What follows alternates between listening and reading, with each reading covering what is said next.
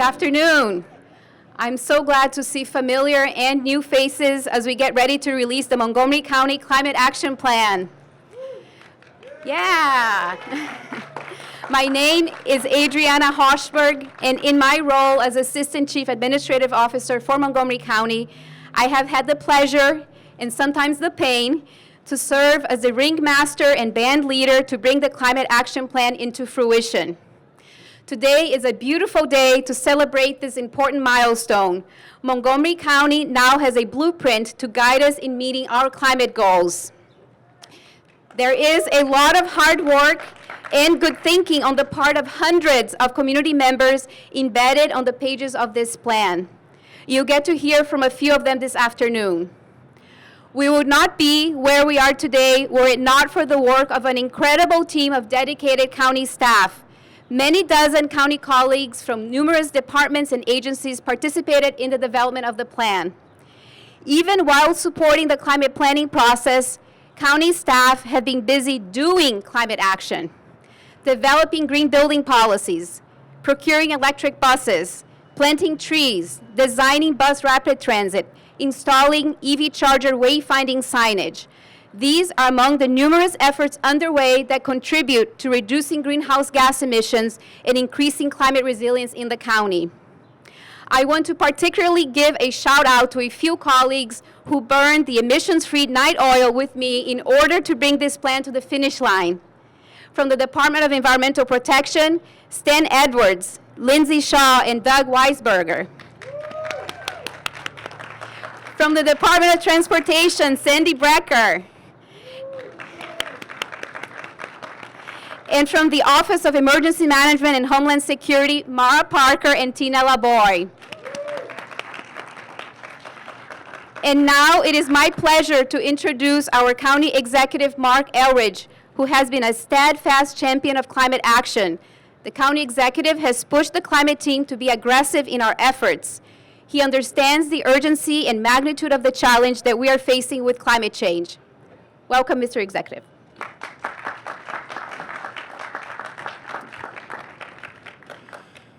So I'm really happy to be standing here, and I'm really happy to be in Marian Fryer Town Plaza. I mean, if any of you, and I'm sure a lot of you knew Marian, she was a big believer in community and big believer in Wheaton, a tireless advocate, and we all miss her, and it's really nice and appropriate that this plaza has been named for her, so I'm so happy to be here today. It's a beautiful open park plaza. It's a kind of model for the kind of urban park that we can build. Across the street is the Maryland National Capital Park and Planning Commission building. It's also the home to a bunch of county departments and agencies, including Department of Environmental Protection, Recreation, and Permitting Services. It's LEED Platinum. It's Maryland's first government-owned LEED Platinum building, and it's 14-story in the heart of Wheaton, so it's in the right place, proximate to transit, built the right way. It's got geothermal well for efficient heating and cooling. It's got electric vehicle charging stations, and it has solar panels. So this is a pretty complete representation of what we're hoping for.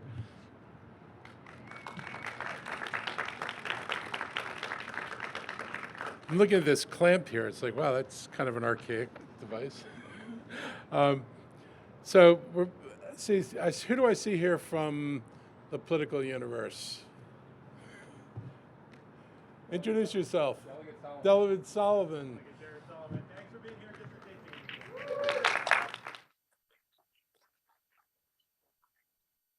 for You're ground zero for climate change right now. So the council declared a climate emergency when I was on the council, and the numbers are pretty bleak. The World Meteorological Organization cited global average temperature in 2019 was 1.1 degrees centigrade or Celsius above the pre-industrial world. The 5-year average temperatures from 2015 to 2019 and the 10-year average from 2010 to 2019 are the highest on record. At 1.5 degrees Celsius warming, the project report projects that climate-related risks to human health, livelihoods, food security, human security, water supply, economic growth will all increase, and will increase even more 2 degrees warming. In order to prevent warming beyond 1.5 degrees centigrade, we need to reduce emissions by 7.6% every year from this year to 2030, according to the 2020 UN Emission Gap Report. So Montgomery County's climate goals are to reduce community-wide greenhouse gas emissions by 80% by 2027 and 100% by 2035. They're among the most ambitious in the world, and I can only think of one other place in the United States that is more ambitious than we are, and it is far more ambitious than the state of Maryland. So here we are on this road. I've said before that if COVID hadn't completely dominated the news cycle, the rapidly deteriorating climate and worsening projections for the negative impacts of climate change would likely have dominated the news cycle instead. We need to bring the same kind of awareness to fighting climate change as we brought to fighting COVID. One of the consistent messages that we brought to the COVID battle was that the spread of COVID was completely controllable. It was spread by our own actions. Whether we decided to interact or not interact with people was the thing that decided whether or not COVID spread or it didn't spread. It was completely a people-to-people problem. And so until the vaccines came, it was controllable only by people. From my youth, I remember a similar theme that was brought to us by this bear that wore a ranger's hat, Smokey, I believe. And, you know, the thing they always would say at the end of his little commercials was only you can prevent forest fires. So only you could prevent forest fires. We were the only ones who were going to control the spread of COVID. And the truth is only we can end climate change. Us. It's not going to be done by anybody else. The weather's not going to miraculously change. We're not going to be saved by miraculous innovations that we haven't seen yet. We have to make conscious decisions at the individual level, the business level, and the government level. We either fight climate change and persevere and reward ourselves with leaving our children a better planet, or we can do nothing, hope it goes away, and ignore the horrible mess we've created. And we've chosen in this county to go forward and address climate change. The climate action plan we're announcing today is our county's strategic roadmap to eliminate greenhouse gas emissions and to achieve our climate goals. We all know this plan is ambitious. When the council set the goals for addressing greenhouse gas emissions, we did not know how we were going to achieve them. We really didn't know. And we were having a debate about a longer range goal or a shorter range goal. And some people on the council wanted the longer range goal because they thought it more achievable. And some of us on the council wanted the shorter range goal. And Tom is one of those who supported the shorter range goal. And what we argued was, if we picked the shortest goal among our options, we may not know how to get there, but we would never be able to say our job was done. If we had picked the safe goal, something that our advisors told us, well, you can do this by 2030 and you can do this by 2035, you won't have to break a sweat, it's all achievable, we would still have left an amazing amount of work left to be done for the next plan. And so we opted for picking goals that we knew would be hard to achieve because we would never be able to say our job is done. Unless we really did do our job, in which case it'd be a rather amazing thing to say our job is done. So we picked the hard path, but we also picked the right path. There was no blueprint for this level of robust action, and as we worked with our Montgomery County resident volunteers who have a tremendous experience in climate and energy, we worked with them to help draft this plan. And it was really neat to see people from the EPA, because back in the Trump administration, they had nothing to do.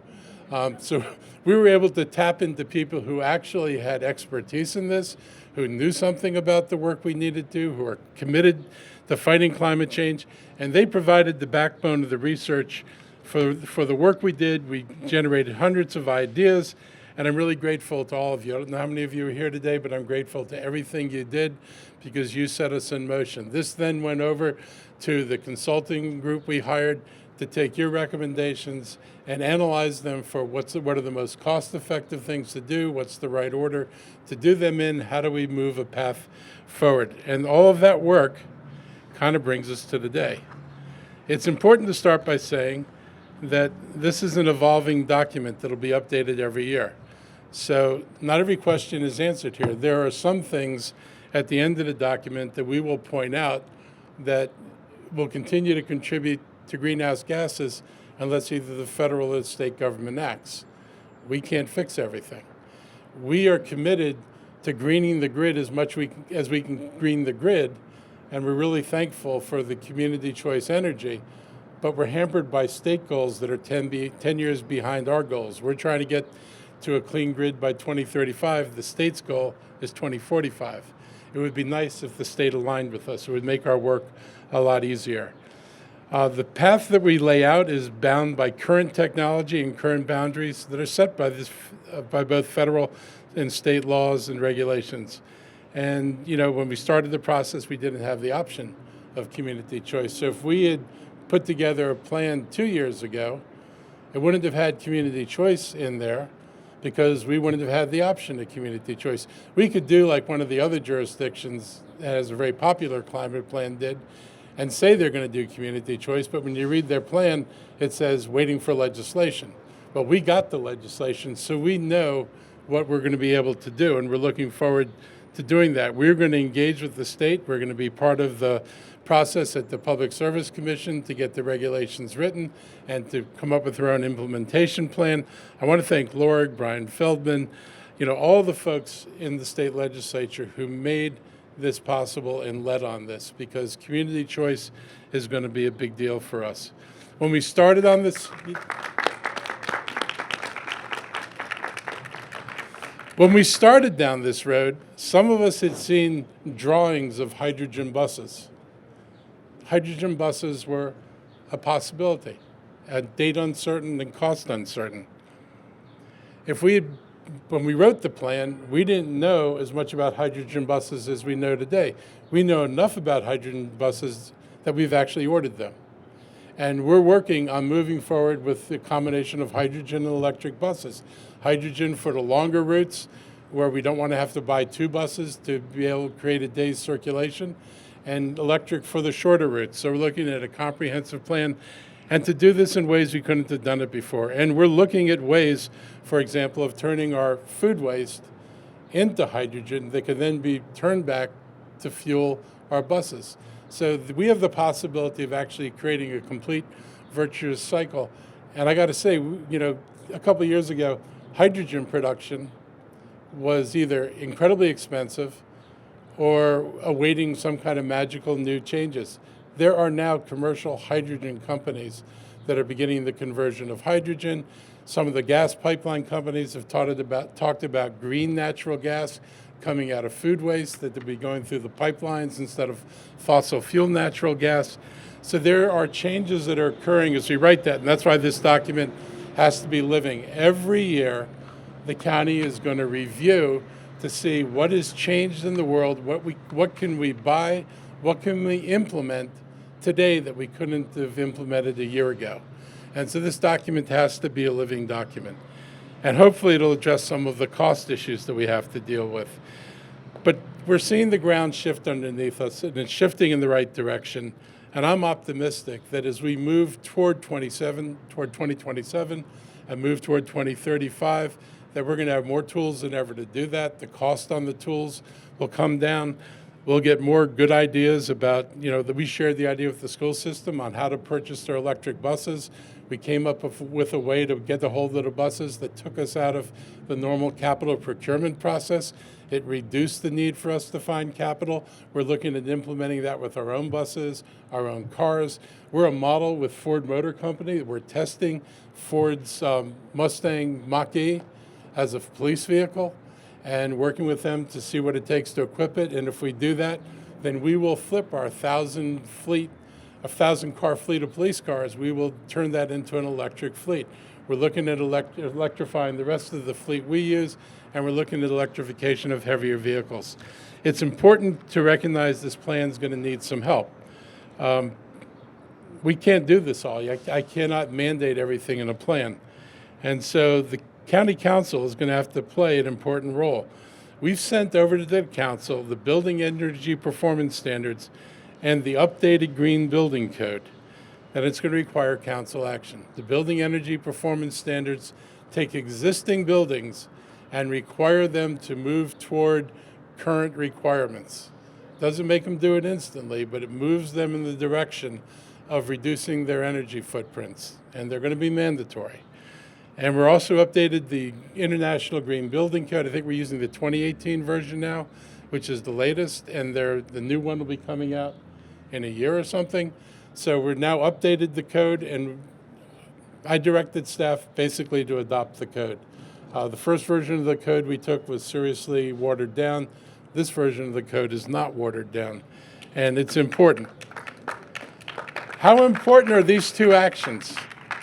50% of our greenhouse emissions comes out of our built environment, a combination of new buildings and old buildings. If we cannot pass the BEPS and we do not adopt the Green Building Code, there is no climate plan.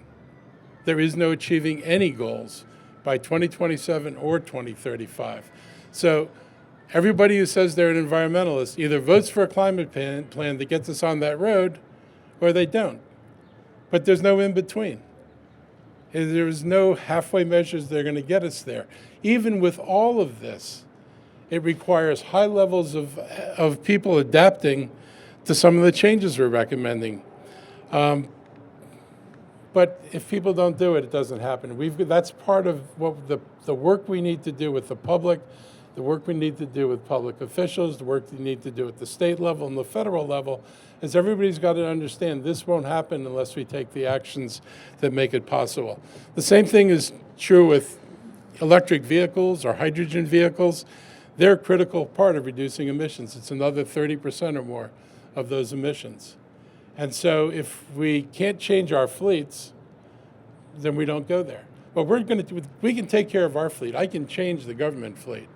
What I can't do is get homeowners to replace gas cars with electric cars. I can't get fleet buyers to replace their fleets of taxis or business vehicles with electric vehicles. Those are decisions that people are going to have to make in order to make this package possible.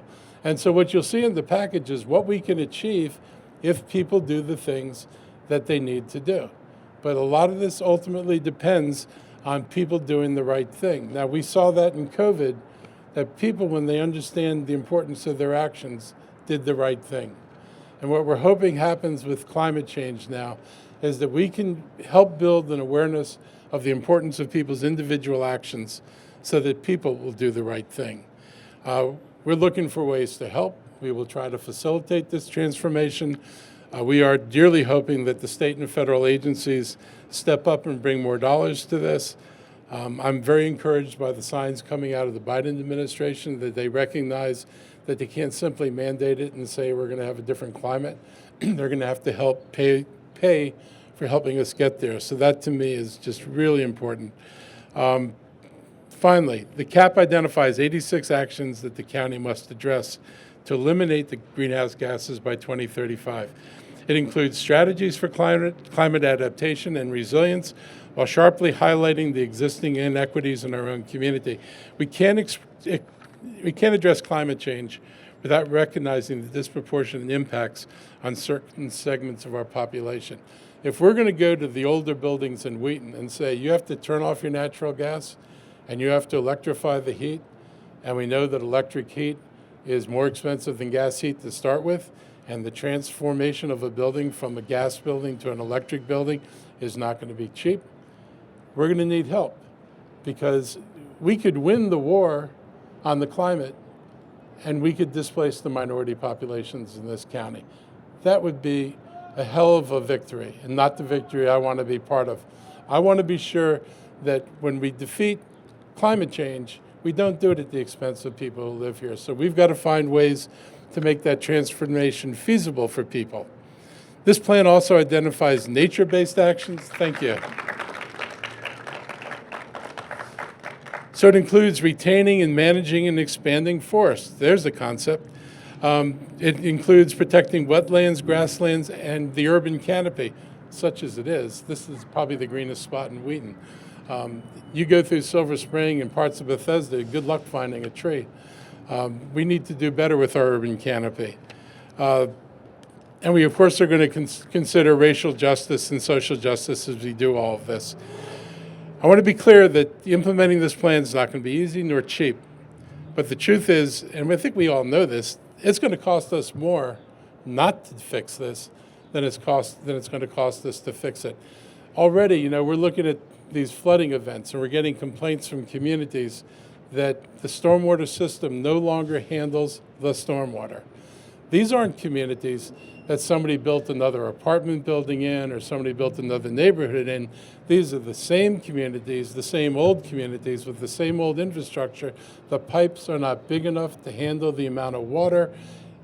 Imagine what we're facing, having to modernize our stormwater infrastructure in this county in order to protect people's homes, in order to keep our roads safe during major storms. So this is not going to be an easy or cheap path, but it's going to cost us a whole lot more if we don't start doing these things. It's going to call for a commitment from both the state, public, and private resources, and it's going to be critical that we mitigate our costs. We're going to institutionalize climate change considerations within Montgomery County processes and decision-making, measuring and reporting on progress, fostering creativity, collaboration, innovation on county government to implement climate solutions. We're going to leave no stone unturned, and we're going to ask people continually to look at what we can do differently. I think, one of the things that we didn't address in the initial year of the climate plan we were talking about yesterday was government travel. Well, we're not flying. And we're hoping, frankly, that there's a whole lot more of Zoom meetings rather than people flying places around the country. We don't need to fly to some place unless it's really, really important that you be sitting there rather than sitting in an office here. So hopefully we're going to actually reduce our travel that requires us to use airplanes. We are going to engage with all of you, our county residents, businesses, and all of you who are our partners. Excuse me. We need partners, and we need everybody to partner with us. We will not get there on the basis of government action alone. So we've got a living document. It's going to give us the opportunity to make adjustments. We're going to be able to, and we're going to work to addressing affordability with as many different tools as we can. And we've proven this already, so we know we can go further.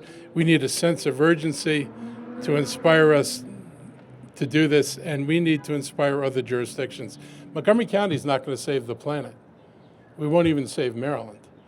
Us in the district might make a dent in the DC region, but it takes everybody. We need everybody to look at these same goals and adopt similar programs. So it really is going to be an all-hands-on-deck effort to tackle climate change. We have to be flexible and nimble, and we have to begin by taking important and positive steps forward. So we know we're in a different environment. We know we're going to be able to do things we weren't able to do before. We know we're asking a lot. We're asking a lot of the private sector, but frankly, we're asking a lot of individuals. All of us are going to have to be part of this. Finally, I just want to say that, we've got to treat this kind of like we treated COVID, with the same level of seriousness and the same level of urgency.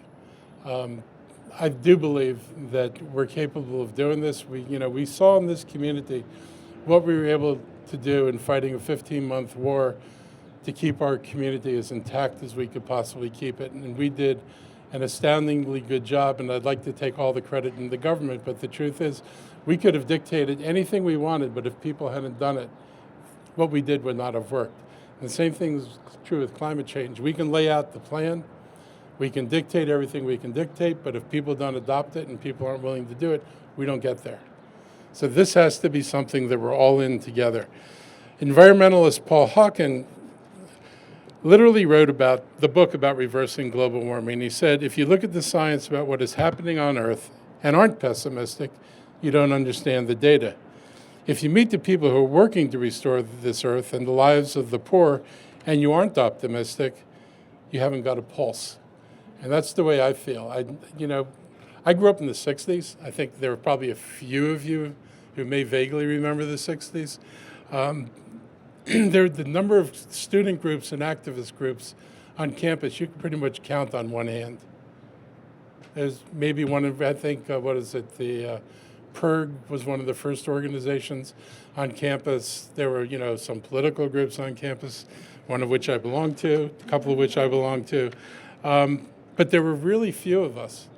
And if you look around now, what encourages me on the campuses and in communities is the growth in environmental groups and the growth in social justice groups. This is no longer a few people swimming up water against the tide. This is a lot of people recognizing the need to change. So I am optimistic. I want to thank, in my own staff, Adriana and Adam and Chris Conklin at DOT and David Dice in our government services and Earl Stoddard from emergency management for all of their work on this and for your engagement on this and for recognizing the importance of this. Together, we are going to make a difference. And what we are hoping to do is from this moment to ignite a campaign in our community. One of the resources we put in the budget was for community work. This is going to change when neighbor goes to neighbor and says, it's time for us to change the way we do things. I see this in neighborhoods with solar panels. You see one solar panel on a roof, and maybe in a few months you start looking at other solar panels on other people's roofs. When they talk to the owner and they say, did that really work for you? And I've talked to owners and they say, yeah, it really works for them. And I'm about to get solar panels on my roof, so I'm going to be able to tell you a personal story about that. But in the meantime, we have our work cut out for us. I think we've got the bodies, we've got the plan, and we've got the brain power in this county. We will work to get the money power because that's ultimately what everything hangs on. But we're going to get this done, and I'm just so thankful for all the work that you all did to get us to this moment. Thank you all.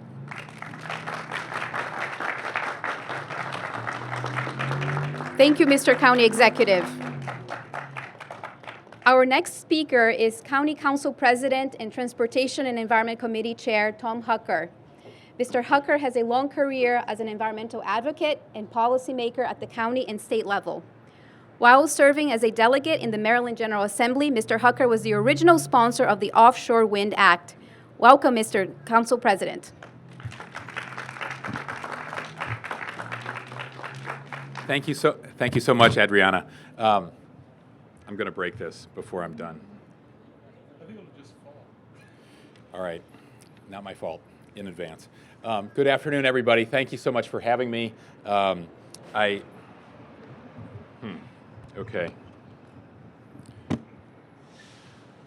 My name's Tom Hucker. As Adriana said, I'm the council president currently, and I chair the Transportation and Environment Committee. I'm very excited to be here to join you to announce the launch and share the final draft of the Climate Action Plan. This year, as Marc mentioned, we've been all very focused on COVID, on something else. But we can't lose sight of the existential climate crisis that is an existential threat to our future. As a county, we recognized the need to take bold actions quite a while ago, and that's why we have the ambitious goal of reducing our carbon by 100% by 2035. Yes, that's still worth applauding. Thank you. Before I move forward, though, I want to thank the county executive. I want to thank ACAO Hochberg, the climate czarina. You should follow her Twitter. I want to thank Patty Bubar and Stan Edwards and Doug Weisberger and everybody on your fabulous team for moving this ahead. I know it's a huge amount of work, and it's particularly a huge amount of work under the very difficult circumstances of the past year. And I really want to thank all the work groups and the community partners and the residents who weighed in on all these recommendations. We started with 850 recommendations, 850.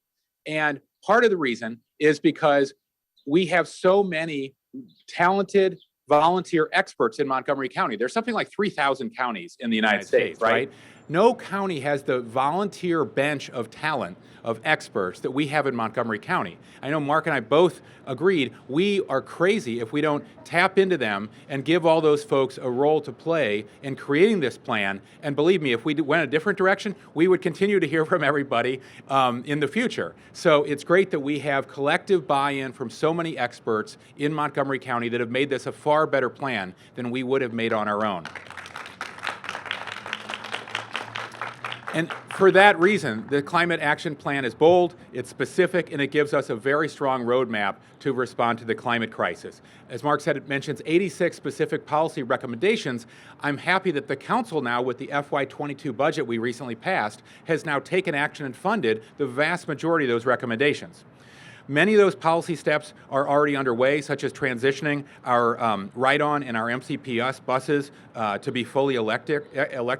And it's great that each recommendation accounts for the effects not just on climate, but on public health and on equity and racial equity as well, because we know now what we didn't know several years ago, decades ago, that the communities that are the hardest hit, just like certain communities were much harder hit by COVID than other communities, the communities that are going to be hardest hit and are already being hardest hit by the climate crisis are so many communities that have borne the brunt of the legacy of environmental racism and redlining for many, many years. And they have to be consciously and intentionally part of the solution moving forward. The recommendations cover many areas of life that affect county residents every day, including updating our building codes, expanding our public transit options, our bike lanes and electric vehicle charging stations, and they address all those changes in an equitable and sustainable manner. Marc mentioned the use of renewable energy in the CCE bill. That's terrific. They also focus on updating our building codes and incentivizing building retrofits to change our older buildings to be far more efficient, so that we're both, those owners are saving money and we're protecting the climate as well. They also focus on things like retaining our forest and increasing our tree canopy. And Adam, they focus a lot, thank you, on updating our stormwater resources, because we're going to see more intense floods, as Marc mentioned, and we have to have a plan to deal with that, or we're going to be paying a lot more in the back end. And one thing I really love that wasn't mentioned is that they develop climate community ambassadors who are going to do sustained and cross-cultural and multimodal and multi-generational and multilingual outreach to the community to make sure everybody is playing a part of the solution, because we're all affected by climate change no matter who you are. We'll have materials available now in Amharic, Chinese, French, Korean, Spanish, and Vietnamese, as well as English, because we really want everybody to know about the Climate Action Plan, to accept it, adopt it, and be part of the solution. All of us have been producing carbon all our lives, and we have not always had the choices that we have today to build a more sustainable and a climate-friendly county.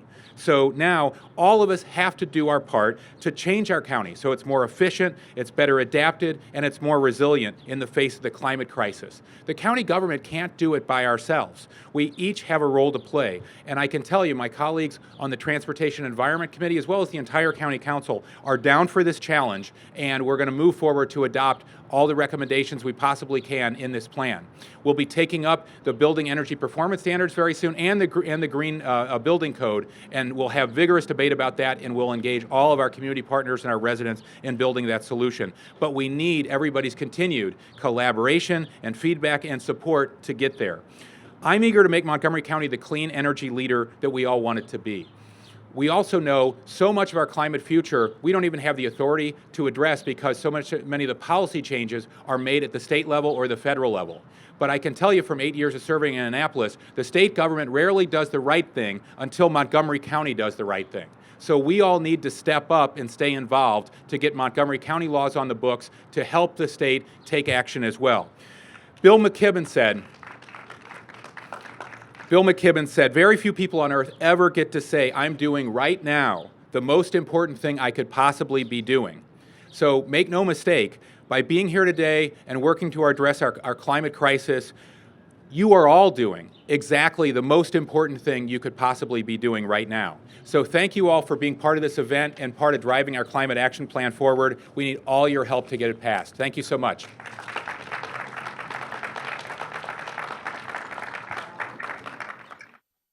Before I introduce our next speaker, I have a special message to share from U.S. Senator Ben Cardin of Maryland, who could not be with us today. And here's his message.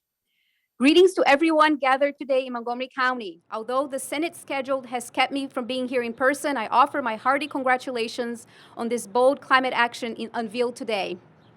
This year, 2021, is for climate ambition and action globally and in the United States. After 4 years without federal engagement, The Biden-Harris administration has made climate a centerpiece of its policy agenda. Having recently formally rejoined the Paris Agreement, the Biden-Harris administration delivered on its commitment to a new national climate target to the international community. This new national target to achieve a 50 to 52% reduction from 2005 levels in economy-wide net greenhouse gas pollution in 2030 is critically important.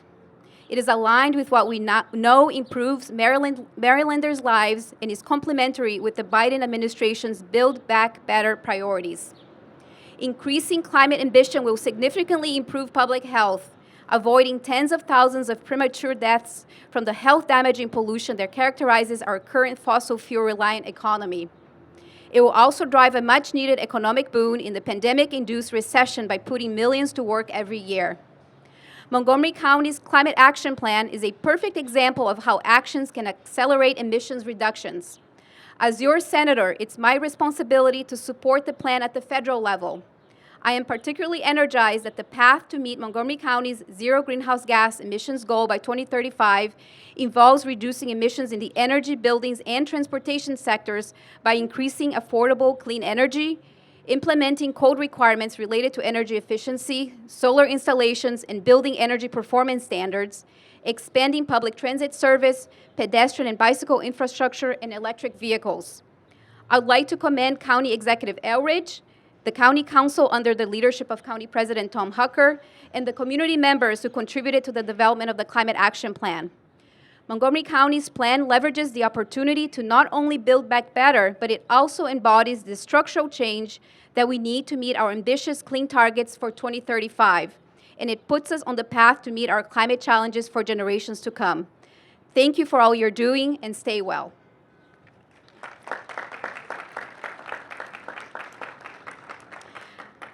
As has been mentioned this afternoon, the Climate Action Plan reflects the work of many county residents who served in a volunteer capacity on technical work groups. One of these work group members is Denise Guitarra. Denise is a climate equity and conservation champion who works at the Audubon Naturalist Society by day and volunteered to serve on the transportation work group by night. Welcome, Denise.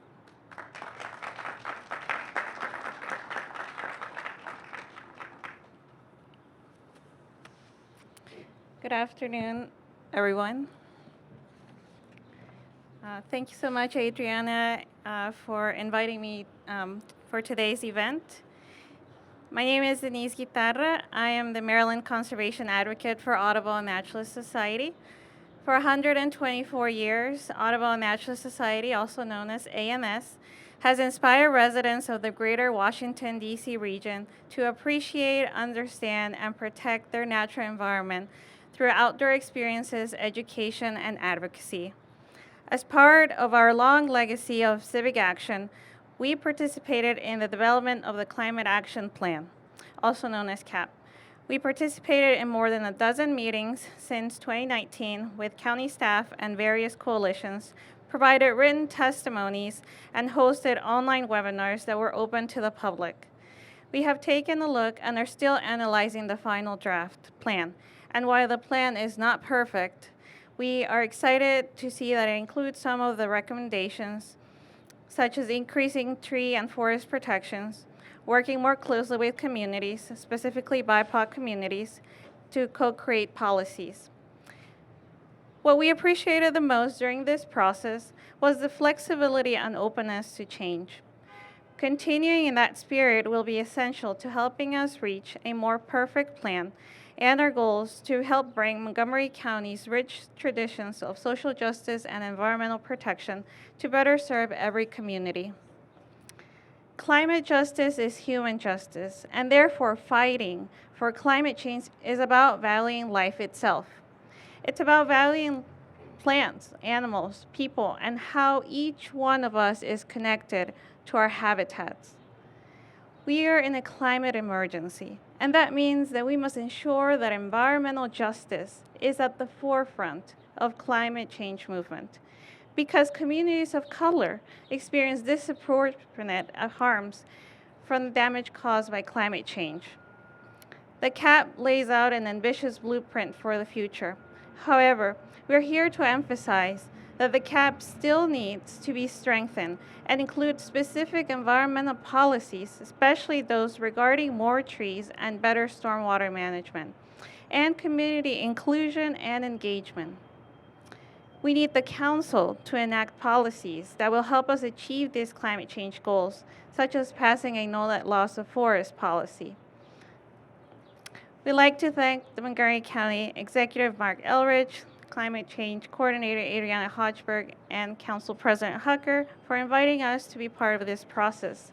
We look forward to continuing to work with the county, the government agencies, the environmental organizations, and most importantly, the BIPOC communities and individuals to help us deliver to the Montgomery County residents an even stronger and more effective plan. Thank you.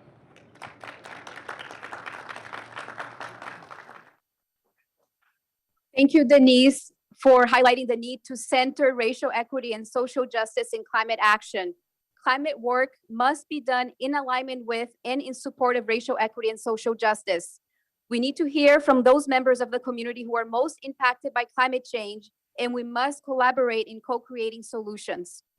Last summer, in the midst of the pandemic and in partnership with COVID Corps, we launched the Resilience Ambassadors program with 5 young people in the community. The Resilience Ambassadors expanded and deepened our engagement efforts by connecting with their neighbors and their networks and brought additional perspectives to help shape the climate action plan. Our next speaker is Omotola Fadei, who served as a Resilience Ambassador. Omotola is an incoming senior at Paint Branch High School who loves STEM and is planning a career as a medical doctor. She's an extraordinary member of our community who engages with empathy. Welcome, Omotola.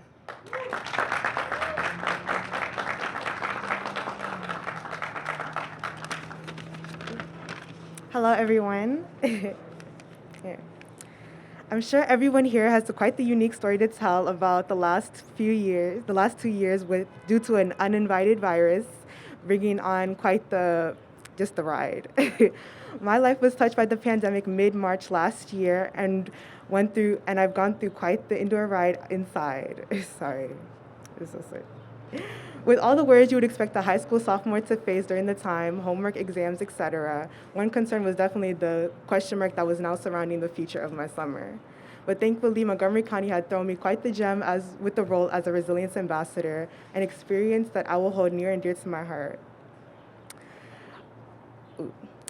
Even with rising talks of climate change and inequity, the difference between being aware and being educated was more than evident when joining this duty. I knew very little about the ramifications of climate change, the vulnerabilities that really exist in my community regarding transportation and infrastructure, and how racial equity tied into the fight to go green. But thanks to the help of amazing supervisors, I was able to develop an understanding of the issues existing in my community due to my location and demographic, as well as help craft solutions with the help of other community members. Reaching out to residents of varying ages was not the easiest thing to do, social skills understandably dwindling with COVID. But with the stories, experiences, and point of views received via outreach was vital for Montgomery County to reach and incorporate the voices of some of its most marginalized people, to let it be known that struggles vary and may even be intensified outside of richer and wider communities, and that combating climate change was a collective effort that needed to address all in the county. Every single time I asked a resident about the Montgomery County they wanted to see, I peered into a news perspective that emphasized the changes and resources that needed to be felt all through our county. It was a pleasure to be part of a project that was able to put the voices of the previously voiceless on the desk of the heads of Montgomery County, and I hope with time, more outreach and communication, climate change, transportation, social justice, and more can be worked on to the benefit of not only the world, but for all that call this county their home. Thank you.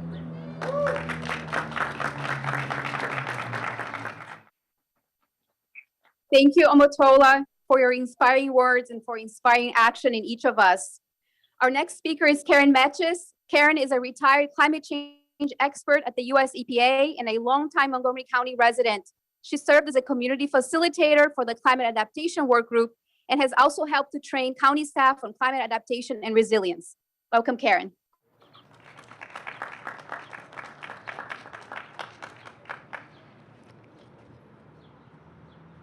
Thank you, Adriana. Thank you, Marc, Tom, Adam, Earl, Hamara, all the folks that we worked with. I'm here to represent the work of the 40-member the Adaptation and Sequestration Work Group.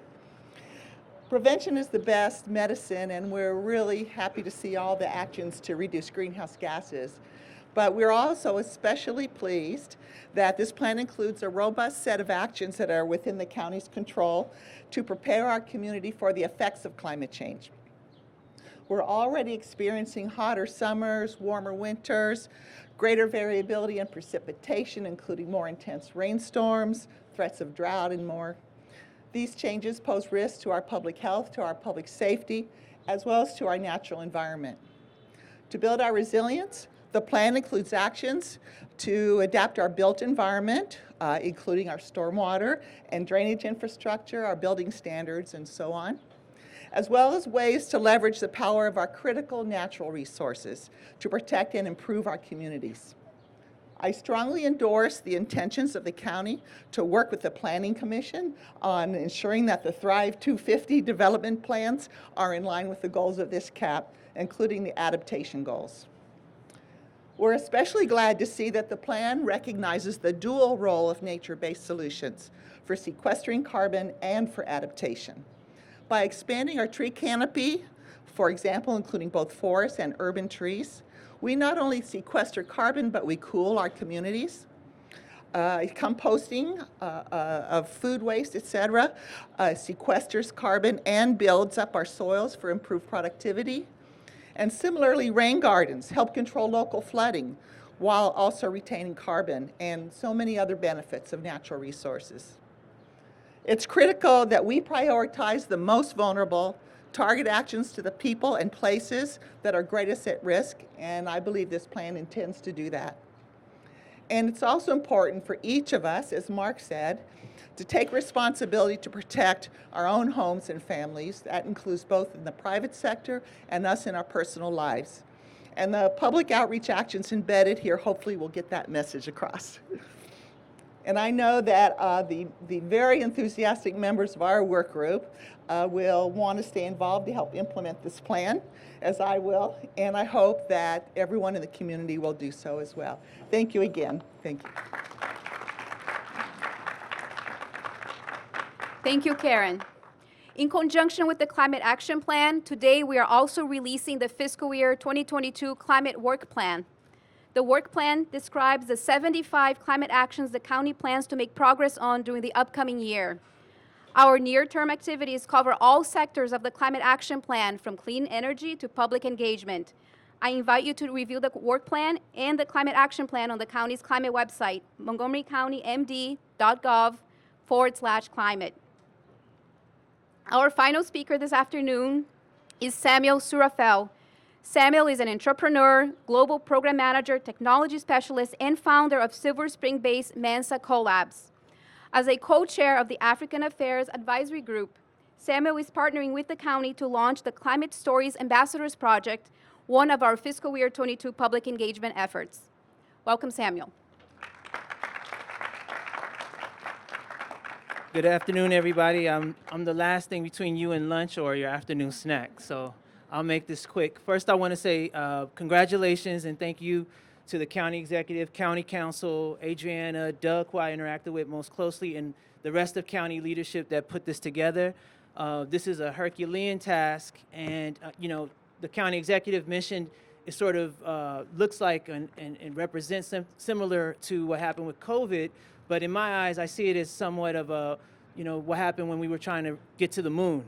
And so I hope that sort of in future, the resources needed to sort of pursue this endeavor are provided to you all to scale and do your work intensely. So that's the first thing I'd like to say. And then the second thing is, being the co-chair of the African Affairs Advisory Group, I'm really concerned about the people in the community. And Montgomery County is blessed to have above 50% representation of people of color, our residents here.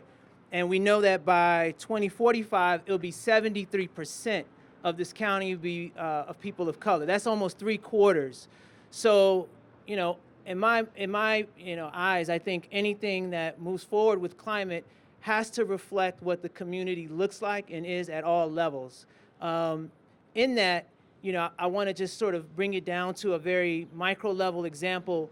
Among the community, especially within the African immigrant community, there are many of the people who are already working in this field, who are providing services. One in particular, which I think really illustrates the CAP in its totality, is a gentleman by the name of Jean-Vive Daye of Sunlight to the Rescue. He's done some work before in the county. And he's been around since 2009 trying to really push forward this issue of solar design, solar installation with his firm. But he's not only an entrepreneur and someone who's working in this field, he's also a part of the Panifest Committee. The Panifest Committee creates one of the biggest cultural endeavors in the county every year. That event brings tourism to the county. So if a firm like his, and there are many of his like that in the county, owned by folks of color, grows, they employ more, they train more, they bring more awareness to the county, and that awareness will help also in the outreach initiatives that help people adopt climate-friendly practices amongst the community, because he's from the community. So, from our perspective, I think this is a fantastic start. And again, it's a one-of-a-kind, once-in-a-lifetime opportunity. And so you guys are the perfect people to be leading it. We hope that it increasingly looks at the eyes of green jobs and inclusiveness, not only in engagement, but in terms of ownership and participation at the highest levels. Thank you.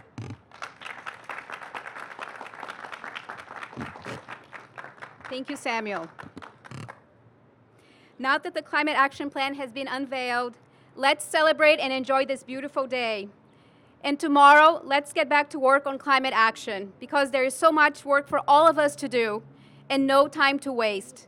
The path ahead is not easy, but now we have a blueprint to guide us along the way to zero greenhouse gas emissions and a healthy, equitable, and resilient Montgomery County. Thank you.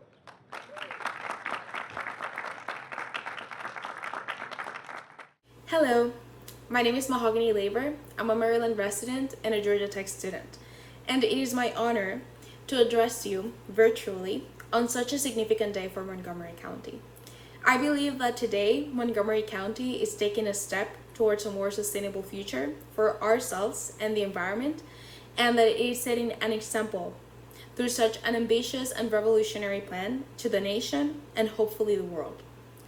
In late 2019, my dad and I decided to attend a roundtable open to Maryland residents on environmental improvements that could be done in the transportation sector. My dad encouraged me to attend because he knows that I am the crazy environmentalist in the family. I remember I was the youngest person in the room, and I was so interested and engaged because I wanted to get to the section in which environmental awareness and education was going to be discussed, which technically never happened. By the end of the meeting, I decided to ask what was Montgomery County doing on educating its residents on climate change and how they could reduce their carbon footprint. Adriana Hochberg shared with me that there was another work group solely focused on that matter. So that night, I got the opportunity of joining the Public Engagement and Education Work Group.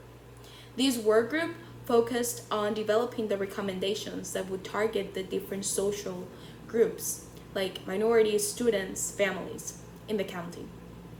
I remember working with amazing people like Kim Godju from Bethesda Green, Laura Jenkins from MCPS, and Izzy Berman, another student like me.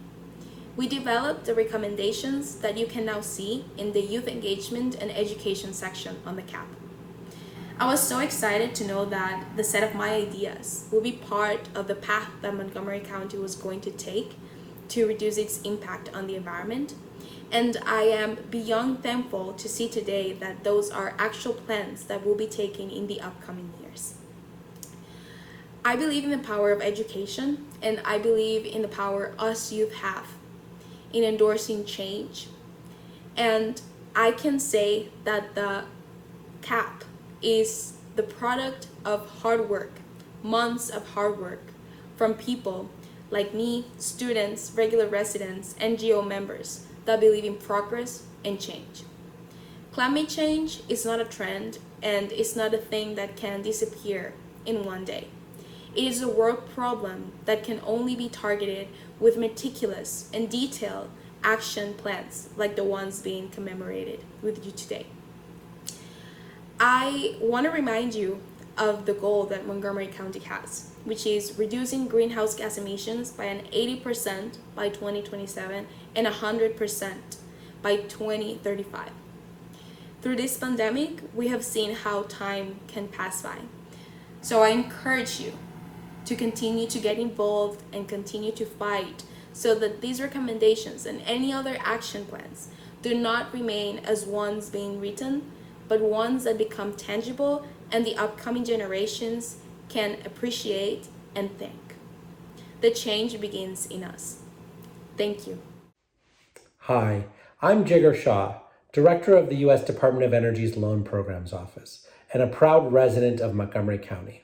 While I couldn't be here in person today, I'm honored to be part of the release of the Montgomery County Climate Action Plan. Plans like this require a lot of hard work and coordination. So first, I'd like to applaud the efforts of the county leaders, government staff, and citizens who have gotten us here today. By detailing the effects of a changing climate on Montgomery County, they have provided us with the evidence of why such a plan is needed and why we need to increase our climate resiliency. And the goals of the plan mirror the ambitions of the president to cut electricity emissions by 2035 and overall emissions for the economy by 2050. This plan sets an example for how counties can create good, high-paying jobs, deploying American technology while saving consumers money. But any plan requires specific actions to reach its goals. And the Climate Action Plan has identified 86 such actions the county must take. These actions are getting us closer to electrifying all new appliances and vehicle purchases, building new buildings correctly from the start, and taking advantage of all of the zero-emission transportation solutions available today to improve the air quality for our kids and fellow residents. The plan also smartly lays out a path to institutionalizing climate change considerations in all county government processes, engaging with the community, and addressing the racial equity and social justice elements of fighting climate change. Lastly, the county government recognizes that there is billions of dollars available to fund this transition in my office, along with other resources across the federal government that can reduce the money needed from county resources as we accelerate this transition. I've been passionate about energy since building a global solar company here in Maryland, and I continue to carry that same passion today at the U.S. Department of Energy. Congratulations to all who have been involved in building the Montgomery County Climate Action Plan. Now let's roll up our sleeves and start working on that loan application.